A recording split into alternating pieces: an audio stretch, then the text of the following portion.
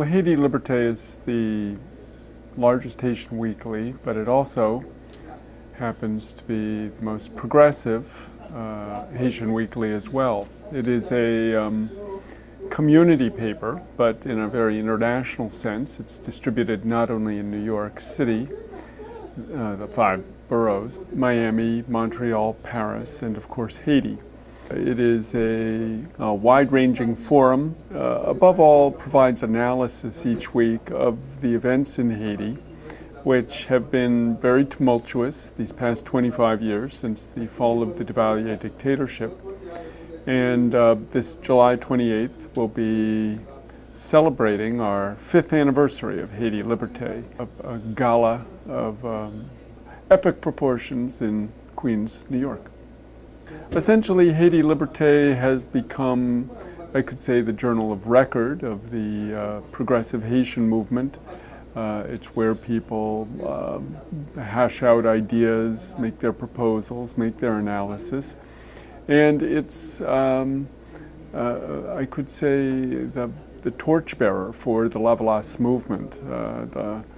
And when I say the movement, I don't mean the party necessarily of Father Jean-Bertrand Aristide or President Jean-Bertrand Aristide, but the larger movement that was unleashed in 1986, 26 years ago now, where peasant organizations, unions, mass organizations, women's groups, people from all over Haiti came together to form this mass movement, which essentially was the first to foil U.S. electioneering in Latin America. It was first done in Haiti, just like the 1804 revolution was the first place that the chains of colonialism were broken in Latin America. And at the strongest link, the link of Napoleon's armies, not the weakest. In the same way, in 1991, Haitians were the first to essentially overcome the financial might of Washington, which had been investing in parties which were essentially linked to Washington through umbilical cords, from the National Endowment for Democracy's two tentacles, the National Democratic Institute and the International Republican Institute. It would funnel millions of dollars to parties to essentially buy elections, and Haiti was the first place where that failed. And instead of electing the U.S. favored candidate, a certain Marc Bazin, former World Bank official, they elected a parish priest from the slums of Port-au-Prince, Jean-Bertrand Aristide. And that model really began to take root across Latin America. And next we saw Hugo Chavez in Venezuela, and Evo Morales in Bolivia, and Correa in Ecuador, and Lugo in Paraguay, and other countries begin to have elections where it was the people's candidate that came. It's had various degrees of success. We can see the Workers' Party in Brazil has been closer perhaps to the capitalist world's agenda than other countries like Venezuela, which has stood very strongly against it. But Haiti, at the end of the day, was the first to do this, and it's been the most punished for that. It's been punished through 2 military coups in 1991 and 2004, and through 2 military interventions from 1994 to 1999, and now the current military intervention, which began in 2004 and continues to this day under the auspices of the United Nations, an organization called the UN Mission to Stabilize Haiti, which goes by the acronym of MINUSTA. The U.S. acts as a sort of gatekeeper. It is the economic power in Haiti. Haiti's ruling class is divided into 2 sectors. You have a sort of a comprador bourgeoisie, which used to be primarily in the realm of import-export. They would import refrigerators and television sets and manufactured goods from the developed world and export mostly agricultural products, coffee, sugar, cocoa. But in recent decades, that has shifted more to become really an assembly factory bourgeoisie. They own the factories, the workplaces that they lease out to American manufacturers who hire armies of cheap labor workers. And Haiti has the cheapest wage in the Western Hemisphere, $5 a day.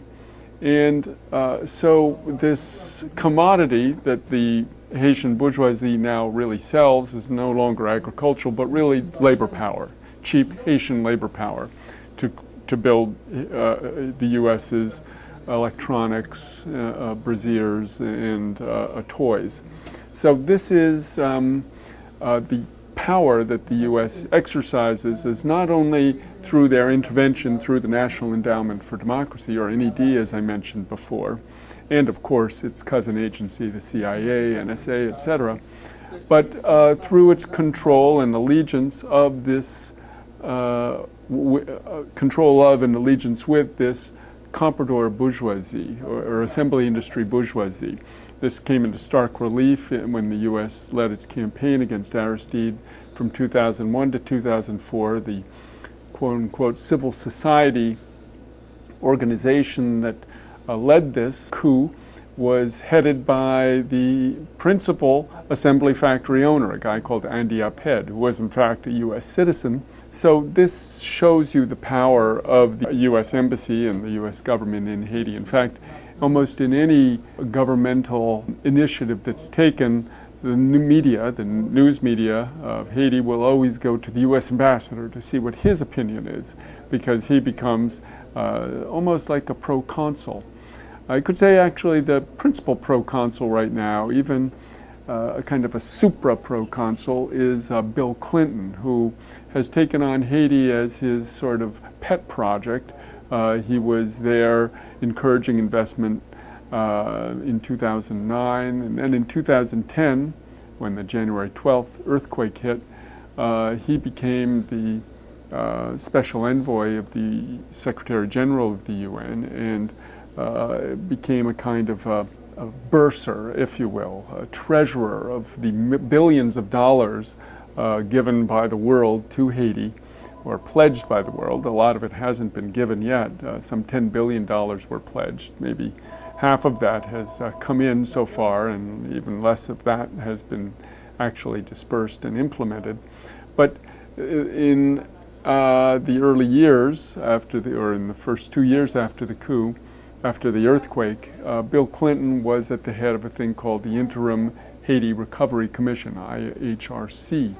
And he basically decided how those funds would be allocated. And they were released after that from the World Bank. So Haiti was kept out of having any control over the money. It was mostly done by Bill Clinton. Clinton supposedly works for the UN for $1 a year. I think his commissions, shall we say, from the U.S. ruling class come in the form of support to the Clinton Global Initiative, where membership is $20,000 a year, plus the extra you pay if you go to his big gala affair, which runs concomitantly with the UN General Assembly and often has more heads of state involved. Also the Clinton Foundation, which is heavily funded by the liberal wing of the U.S. bourgeoisie. He remains one of the principal arms of U.S. power in the world, precisely due to this backing. But Haiti has, since 2009, been a particular interest to them. And we've often asked ourselves, why is the U.S. so interested in Haiti? Why does it take such a high-powered weapon from its arsenal, like Bill Clinton, and devote him to Haiti?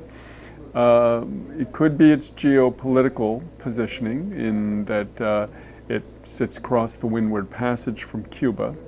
It could be the fact that it has been the most upstart nation since 1804 with the first and last successful slave revolution, since 1991 with the first anti-U.S. controlled election movement. And in many ways it is the principal country where a U.S. occupation via the UN is being challenged, where UN occupations are being fought through street battles, through literally military campaigns.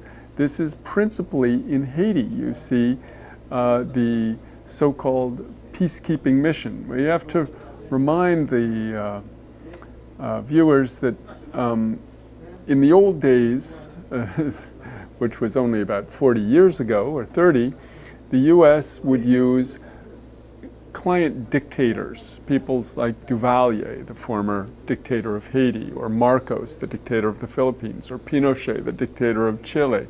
These were U.S. puppets, but the problem was they created revolutions because they were so repressive and so corrupt. So that's when they changed the strategy to put in these purchased electoral leaders, and then they would back them up with UN peacekeeping force rather than the local armies. This has functioned pretty well in a lot of countries, but it is beginning to really, as they say in Creole, monter sur un récif, go up on a reef in Haiti, because the Haitian people are fed up with the UN occupation. They want the foreign troops out. There are about 10,000 of them. It's sometimes a little more, as it was after the earthquake. It was popped up to 13,000, sometimes a little less. It goes down to 9,000 around now. But generally about 10,000 troops have been deployed throughout the country. They've engaged in pitched battles. There's constant episodes of sexual violence against Haitians, young boys, young girls who have been raped by soldiers. This is typical with any occupying army. Soldiers are young men with strong sex drives, and so of course this is almost inherent in any military occupation. But above all, the real match that has lit the Haitian outrage and anger and resistance to the occupation is the fact that UN troops imported cholera into Haiti, a strain of cholera from Nepal. Cholera has been endemic in Nepal for decades, and Nepalese troops came back from Nepal where the epidemic had flared up, and they brought it to Haiti, and it now has spread throughout the country. So Haiti presently has the worst cholera epidemic in the world. It's killed over 7,200 people, and over 513,000 people have been infected. Cholera is essentially a disease of poverty. It's a waterborne disease. It comes when your sewage mixes with your drinking water and you ingest sewage. It ravaged London, and in fact it was one of the first diseases that they did forensic study to find out, to determine the origin of the disease, because they didn't know what caused cholera. They didn't know that it was in water. They didn't know it was a waterborne bacteria. Since then, it has spread throughout the third world. It is primarily a third world disease where water systems are debilitated. Haiti's is a particularly ironic case because during the coup against Aristide, one of the things that the U.S. did was it blocked Inter-American Development Bank aid to Haiti to improve its water systems. Millions of dollars in loans to Haiti to improve the water system were blocked, even though Haiti had to keep paying the interest on those loans.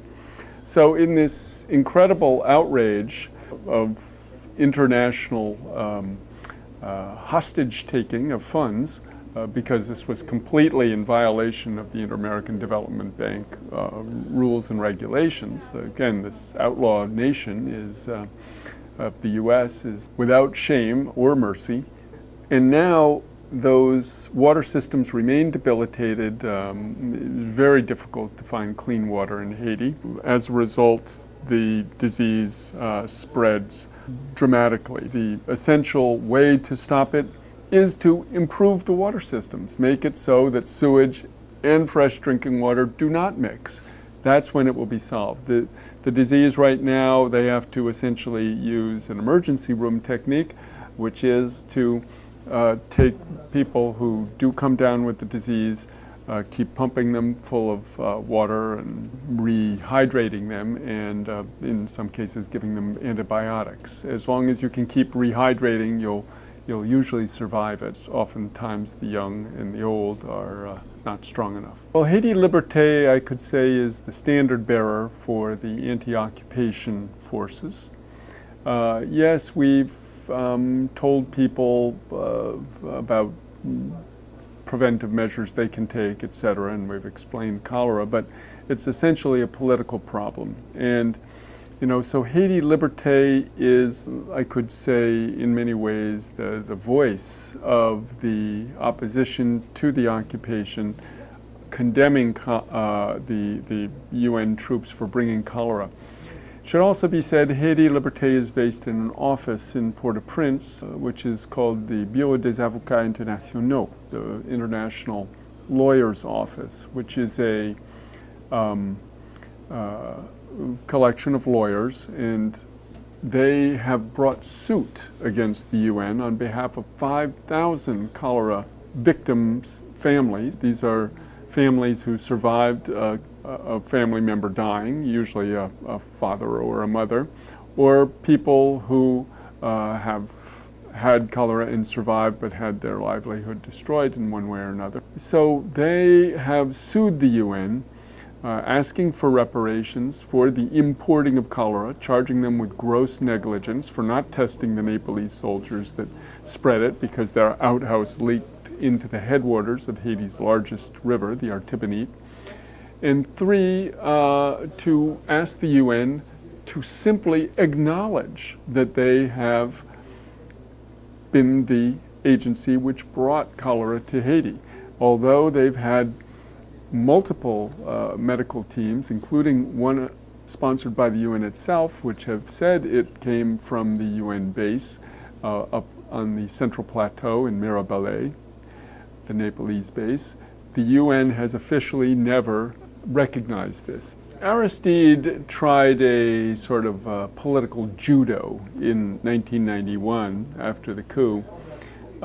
He was ousted under the regime of George Herbert Walker Bush in late 91. And of course in 1992, Bill Clinton won the election. And this was with a lot of support from the Haitian community, or Haitian Americans, I should say. And they all thought that Bill Clinton would reverse the coup, which he didn't. At first. He hemmed and hawed. He said he was not going to send refugees back from the coup, and he started to intern them at Guantanamo. In fact, Guantanamo got its start with the Haitian crisis of 91-92 as a detention center. Really what happened was a resistance began to develop in Haiti. An armed resistance even began to take shape. Not that there was any coherent or clear guerrilla army or anything of that sort. Aristide always was very opposed to that. But the fact is the Haitian people were becoming more and more fed up with the coup. The army was very weak. So essentially, Bill Clinton forced Aristide to accept a neoliberal package, or tried to force Aristide, I should say, to accept a neoliberal package in which he would agree to the privatization of Haitian state industries, lower tariff walls, essentially turn over the keys to Haiti's economy to the U.S. Aristide didn't himself sign the accord, a thing called the Paris Agreement. He sent a delegate, and later he said, I didn't sign it, somebody else did. This is one of the things that particularly angered Clinton. And they put in a member of the Haitian bourgeoisie as the prime minister, who quickly entered into a conflict with Aristide and was replaced. So essentially, Clinton intervened in Haiti not to stop a coup, but really to stop a revolution. Aristide, in many ways, foiled their plan by double-crossing them, the same way Haitians had been double-crossed. Aristide double-crossed the U.S. because he didn't end up becoming the champion of the neoliberal plan as Washington had hoped. Groomed him? Yeah, and groomed him to do. He used a tactic in Haiti, it's called marronage. I've often spoken about it, where you say one thing but you do another, and you pretend that you're going to go along with something, but you don't. You even do the opposite, perhaps, and that's what Aristide did. He really dragged his feet, or in some cases dug in his heels, against the neoliberal plan, and that's why he was basically pushed out by the U.S. 2 years later.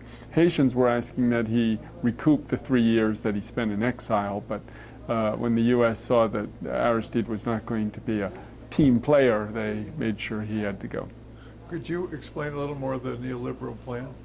The neoliberal plan is essentially the crushing of any national economy. That is, when we hear of nations, we think of them as, something that were always there, but in fact these are just a human creation, a nation.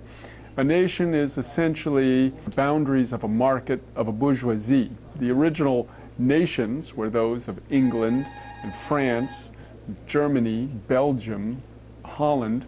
These had all been kingdoms, basically little principalities of princes and dukes who were often warring among each other and sometimes conquering each other, and the English kings would invade France or Spain, or the Spanish and French would invade England, and they were going back and forth. But then there emerged, after this feudal period, the bourgeoisie, and the bourgeoisie essentially needed a market. They needed to have clear-cut lines in which to carry out their business. The penalty for buying a French shirt when the English textile industry was being established was to cut off your arm. This was how rigorous they were in defending their markets back in the early days of the European bourgeoisie. But when those countries went on to attain colonies, which provided them with goods to grow and become the powers that they are, eventually those colonies, usually in the 1960s, all became independent nations with their own bourgeoisies or proto-bourgeoisies.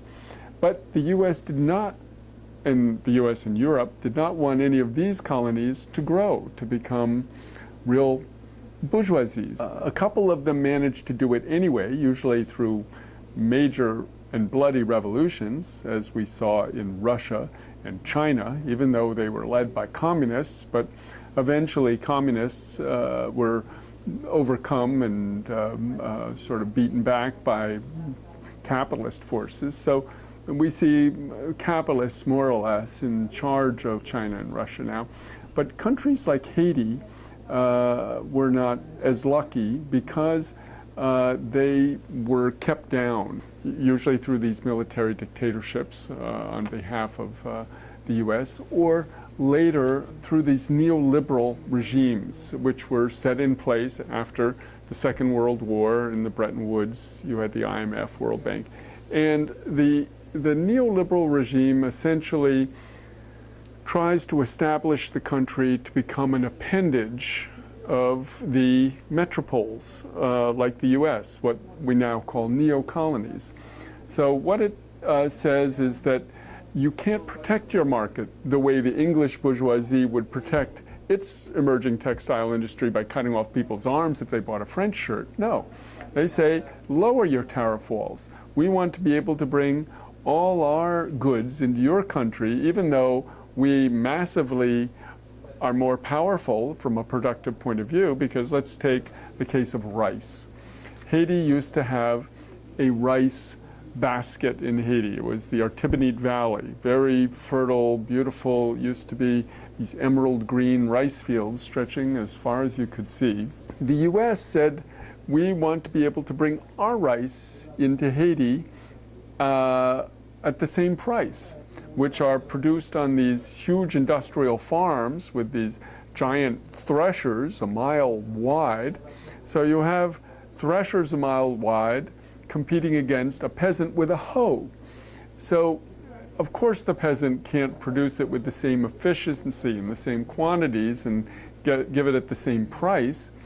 And so, essentially, Haitian rice production was destroyed by the dumping of rice from Arkansas. And this is what happened under Bill Clinton. And he himself has admitted this. He admitted as much to me in the halls of the UN. It was on Democracy Now! He carried out essentially the destruction of Haitian agriculture by giving policies that favored Arkansas rice farmers over Haitian farmers. So that's the essence of the neoliberal plan, is to find a way to crush. So one of the other things they wanted to do was Haiti used to have state industries. These were essentially publicly owned industries in key sectors: cement, telephone company, electricity company, they had a flour mill, they had an essential oils plant, airport, other things like that. The multinationals of the US and Europe said, well, we would love to have and control those very key and strategic sectors. And so they started this campaign that you cannot run a state industry. It's not good, it's inefficient, it's this and that. Usually once those industries were purchased and privatized, they were quickly sold or closed so that they could import. So Haiti today is a country which is made of a lot of limestone. It had the largest cement plant in the Caribbean, and today it imports cement because that cement plant was closed within, I think it was 6 months after it was purchased, and now it has to import cement. So the neoliberal regime is just a way to basically destroy national production, destroy national industries, prevent any national bourgeoisie from emerging, and hitch the wagon, Haiti's economic wagon, to the US wagon.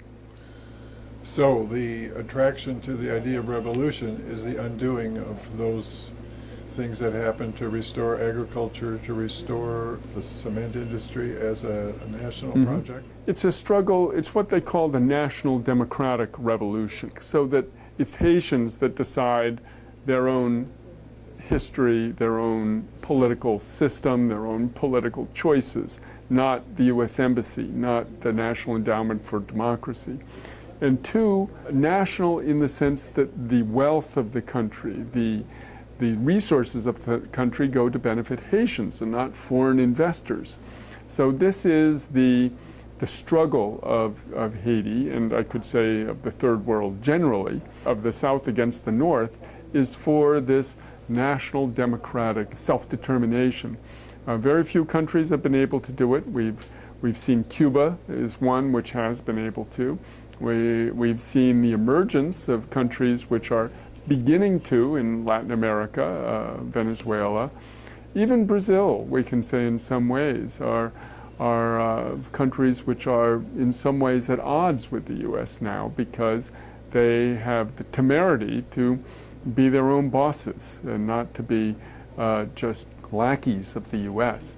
And I think that's why what we're seeing is really the next world war, the war that's coming, is the war against the BRICS, and particularly China, since that is the biggest of the BRICS. The BRICS, of course, being Brazil, Russia, India, China, and some say South Africa.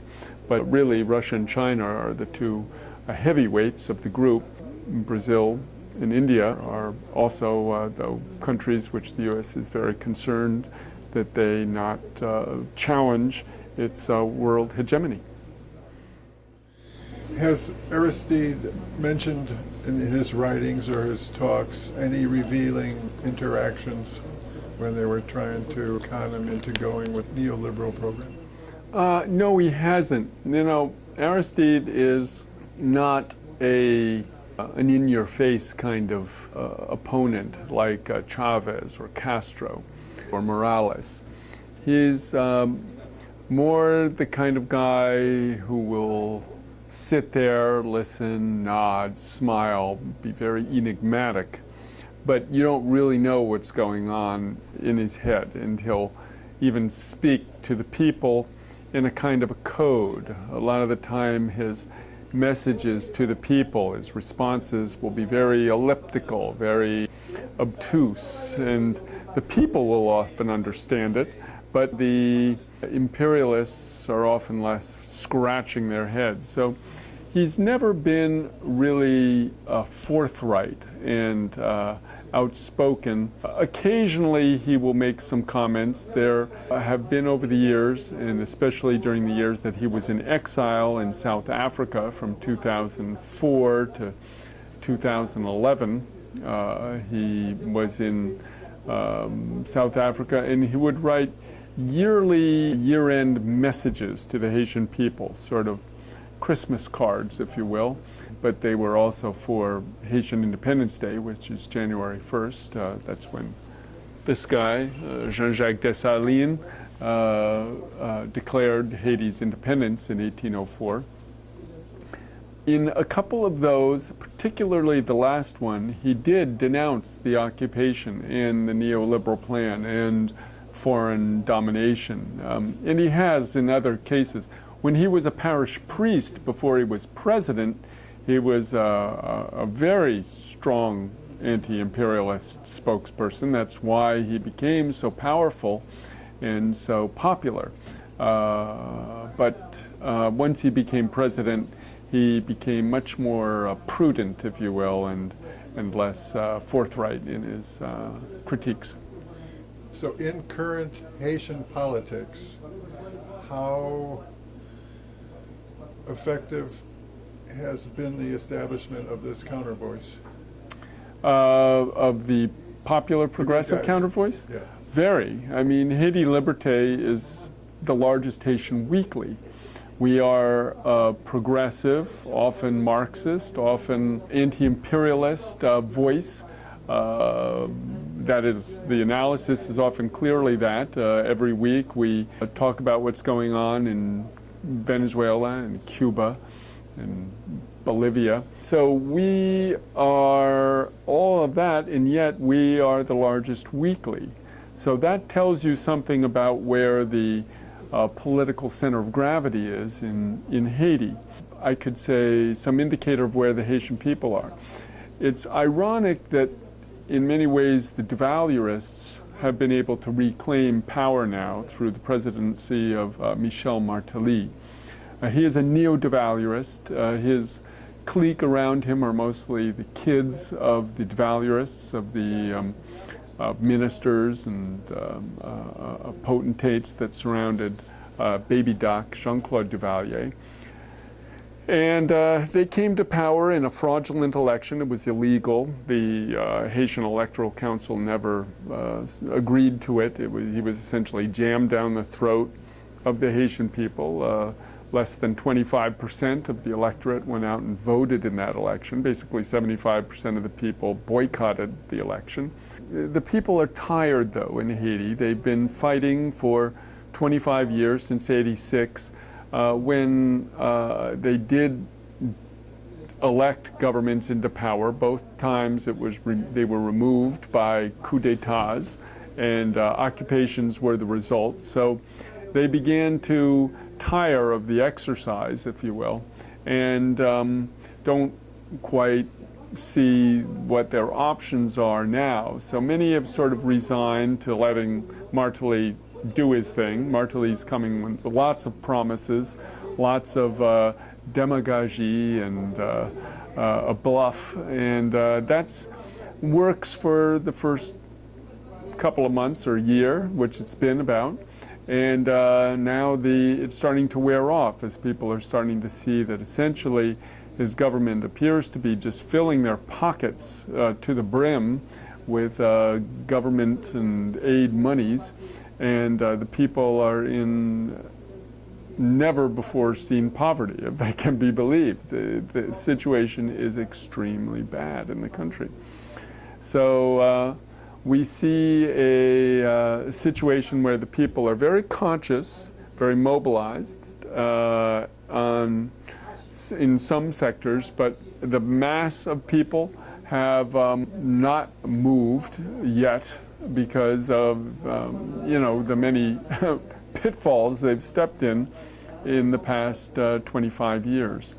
We think that this is a temporary situation, because if you look at Haiti's history, the way it happens is the people have a tremendous capacity to absorb abuse and injustice and outrages, and eventually they explode.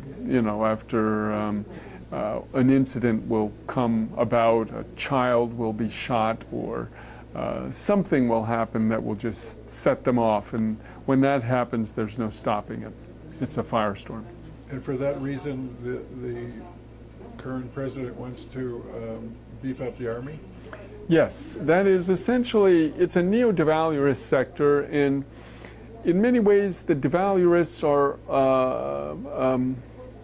sort of independent of the, I could say, the U.S. It's a little bit like the revolution I often point out. The Haitian Revolution, you had three poles. You had the French colonists who owned the plantations. You had the masses of slaves. But you had a third group called the affranchis, the freedmen. And these were often the children of slave owners and slave mothers. And they were sometimes mulattoes, sometimes not. Sometimes they were freed slaves. And these people often had great wealth. They often had slaves themselves. And they had a problem with France, not so much because of slavery, but because they were not seen as equal, because they were not 100% Caucasian. And so they were looking for the égalité in the slogans of the French Revolution, but they weren't getting it. And so today we really see a replay of it, with the U.S. In the role of the colonial or neo-colonial power in this case, the masses of people who are essentially around the Lavalas program, and then you have this, the children of the affranchis, the privileged group, which is not exactly a U.S. puppet, even though they'll work with the U.S. and the U.S. installed them. But they have in mind their own power. They want to be in charge of Haiti. They want to get their own cut and make their own deals and be in charge in some way, which is anathema to the U.S. So they're a little annoyed with the devaluerists, and yet they tolerate them because they really repress the people in very ferocious ways, and that's why they put up with Duvalier. Martelly, in many ways, is trying to redo what Duvalier did. What Duvalier did was set up his own army called the Tonton-Macoutes. And the Macoutes were not under Washington's control. They were under Duvalier's control.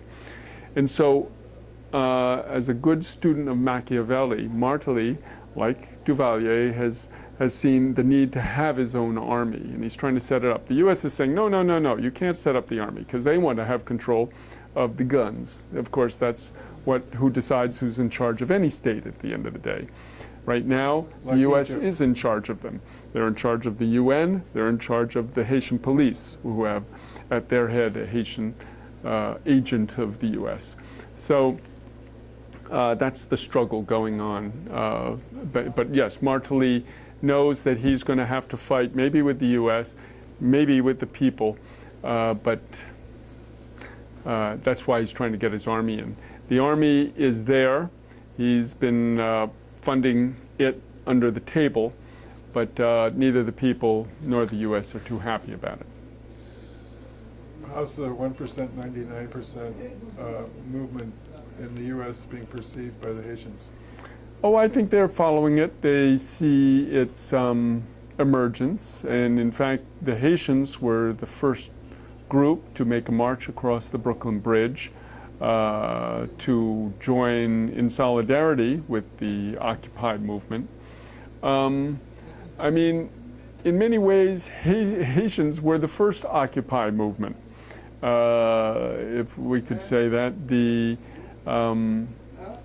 earthquake put many people out in the street, and what they did in order to get their houses rebuilt or to get new houses was essentially occupy all the state parks, all the public land, and even a lot of bourgeoisie's plants and so forth with their tent camps. And they essentially said, we're not moving till you give us housing.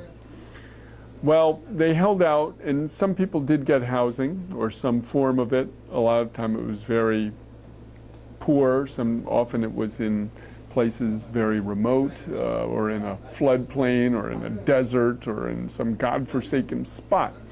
But they were partially successful in getting their demands met for housing, and they did get some services and so forth. Of course, the hearts of the people of the world went out to Haitians affected by the earthquake. So in many ways, Haitians were the first Occupy movement, and so they understand very well, and I think are very much in solidarity with the Occupy movement's goals. Haiti and the U.S. in many ways are the two different poles of this hemisphere. The U.S., it's so racist in the white sense that if you have just a little bit of African blood in you, you become black. And so that's why Obama, who is half black, half white, becomes black. In Haiti, it's the reverse.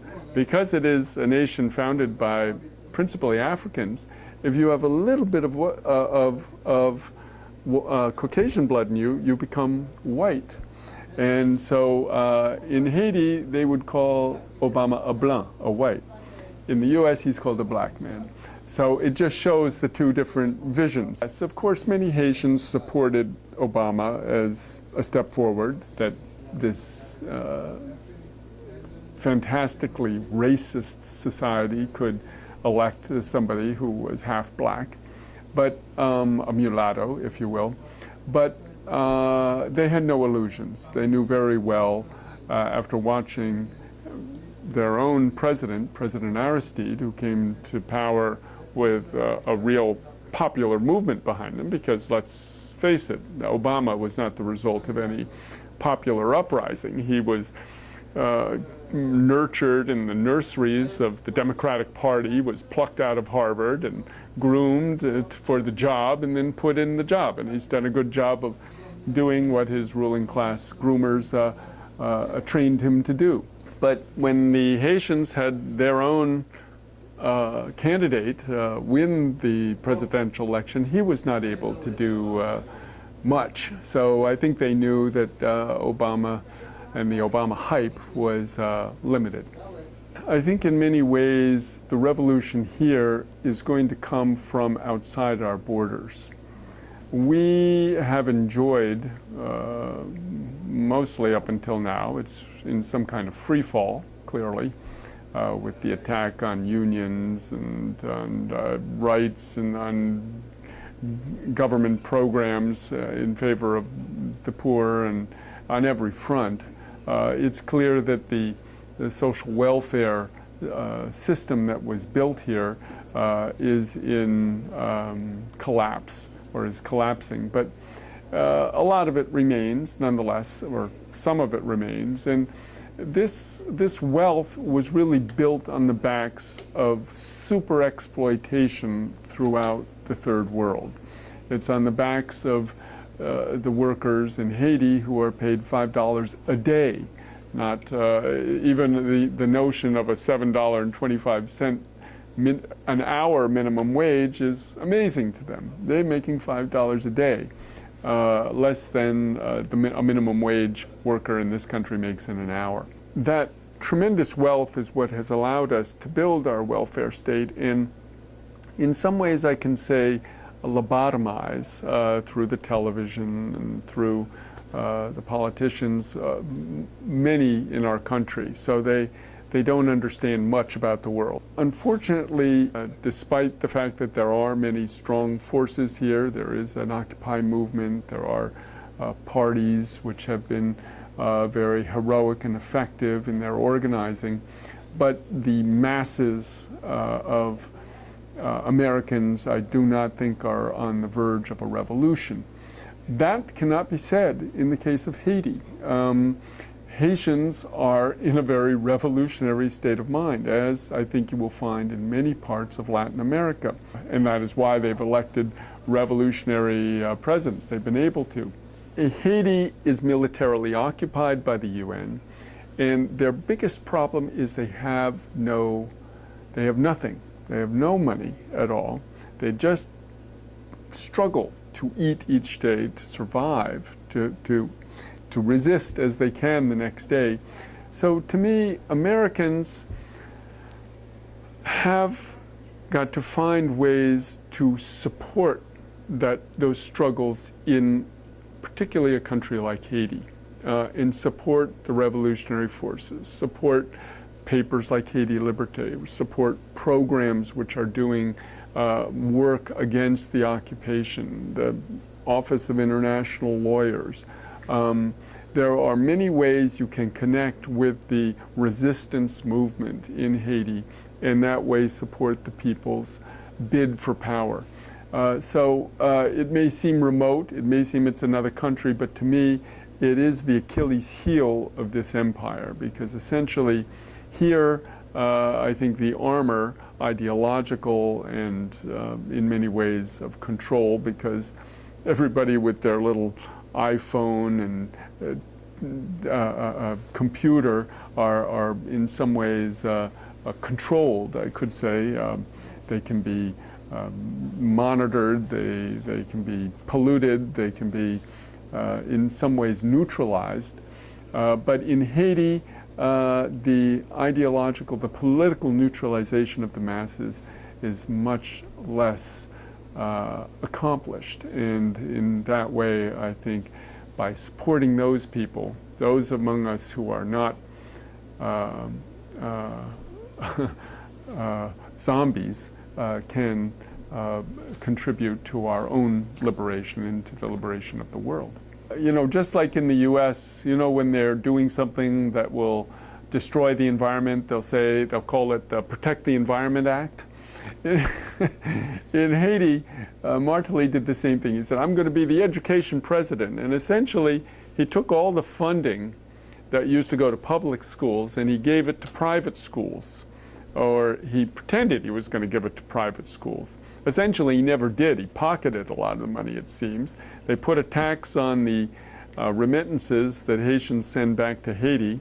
Every money transfer now has to pay $1.50, and every phone call has to pay 5 cents. The result is millions of dollars which have gone into some fund which has disappeared. What has happened is that education, they claim that some 919,000 students, primary school kids, have been sent to school, but this is challenged by a lot of schools, school teachers, educational officials, and you know, we've had several articles in Haiti Liberté about how this bluff of redirecting public school funding to private schools and diverting a lot of it along the way has resulted in a real blow to education in Haiti. Literacy, very low. I mean, you're talking about less than 50%. I mean, you see different figures, but a lot of functional illiteracy. Some, you know, people may be able to do something very rudimentary in terms of maybe signing their name or, you know, writing some figures on a piece of paper, but they're not reading books. It's a fundamentally oral society. Most people get their news and analysis via the radio.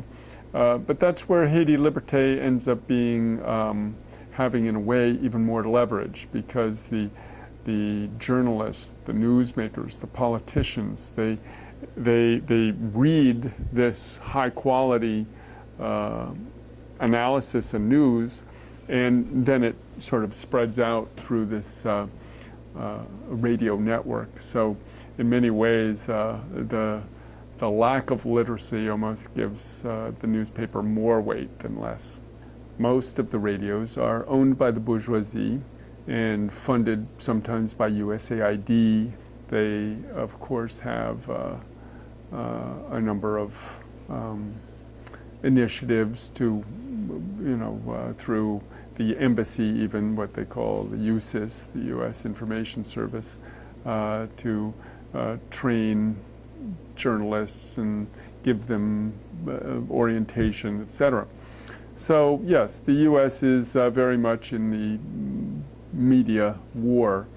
But I would say we have given them a good challenge, not only with Haiti Liberté. We've worked very closely with, for instance, an agency called Haiti Calégé, Haiti Grassroots Watch, which is a coalition of journalists and students and radio journalists primarily, who have done a lot of investigations. We republish them and publish them often for the first time in Haiti Liberté.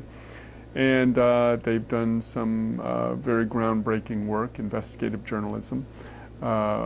We, at Haiti Liberté, were given the WikiLeaks files, as many people know, and so we published all the Haiti WikiLeaks. So we've been able to really beat back a lot of the media and the pro-imperialist, pro-capitalist, pro-neoliberal media message that comes out, and that's why we are as strong with readers or with the public as we are. That's not to say that we're strong. We need support. We need a lot of economic support because as anybody who's been involved in media knows, it's supported through advertising, and that usually comes from the bourgeoisie. Now, the bourgeoisie hates us. They hate Haiti Liberté. They won't have anything to do with us. They consciously boycott this. We know this because they've told people they won't give us ads because of our political stance.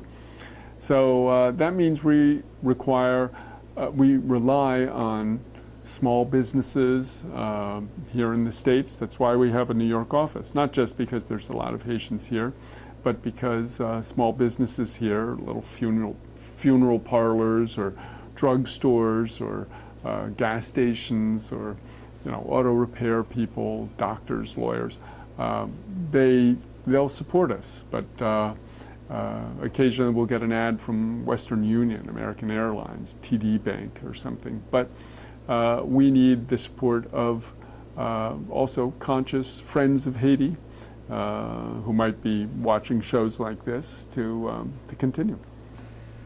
We have this one here. This is This Week.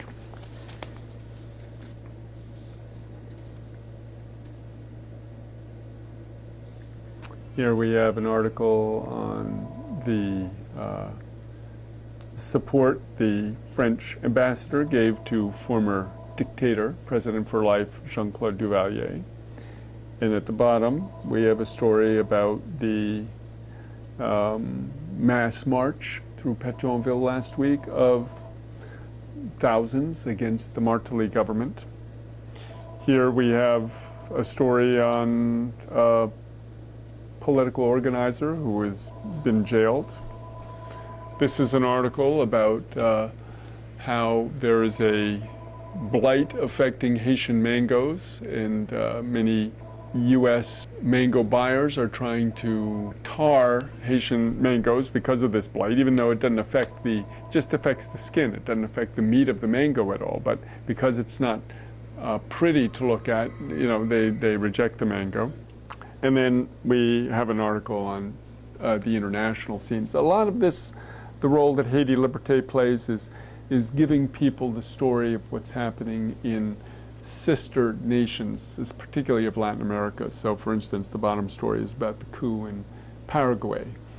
There have been numerous economic studies done that show that this type of cheap labor assembly industry development does nothing to develop the country. The people, they just get a survival wage. They're just barely getting by. There's nothing extra for them to do with $5 a day. Essentially, they're taking what is valuable in Haiti and paving it over to put this most rapacious kind of capitalist factory in place. One of the reasons why they've deployed Bill Clinton in Haiti is we're going to war with China. China right now is doing most of our production. We need to start to build our own Chinese level of factory in this hemisphere. And I think they see Haiti as the Taiwan of the Caribbean, to turn Haiti into the Taiwan of the Caribbean and essentially make it, you know, a cheap labor paradise. It's for the assembly industry owners, not the workers. I gather they don't pay much taxes. Yeah, no. Well, I did a film that was one of the first things I ever did for Haiti in 1983 called Bitter Cane, and the assembly industry owners that we interviewed in that were not only praising the minimum wage, which at that point was $2.64 a day. Of course, $2.64 bought a lot more than $5 buys today in 1981 when we were filming it 30 years ago. But they also said it was the only place you can 100% repatriate your capital, and that remains the case today. This was even before the neoliberal push. So it wasn't like Haiti was that nationalist regime to begin with. And now what we just did, a piece we just did with Haiti Grassroots Watch, looked at the gold mining. Haiti sits on a lot of gold. They want to get it, of course, at rock bottom prices, and that's going to be the next big battle, the battle for Haiti's gold. That is an interesting little item that hadn't been mentioned besides mangoes. Right now, Haiti is not producing a lot of gold. The Martelly people, they want a cut of the action. The gold investors, primarily Canadian and US, want, of course, the lion's share, and the people themselves want the maximum for them. So you have this three-way struggle, we could say, between two. So if the revolution were successful, the people would have the gold? Yes, the people would have the gold. I mean, if you look at a country like Cuba, Cuba has a huge supply of nickel. In fact, most of its foreign reserves come from nickel, selling nickel, which is used in, you know, many products. But the Cubans control that. They might, in many realms, the Cubans will do a deal with a foreign investor, be it Spanish or French or whatever, but they retain 51% of the shares. They control it.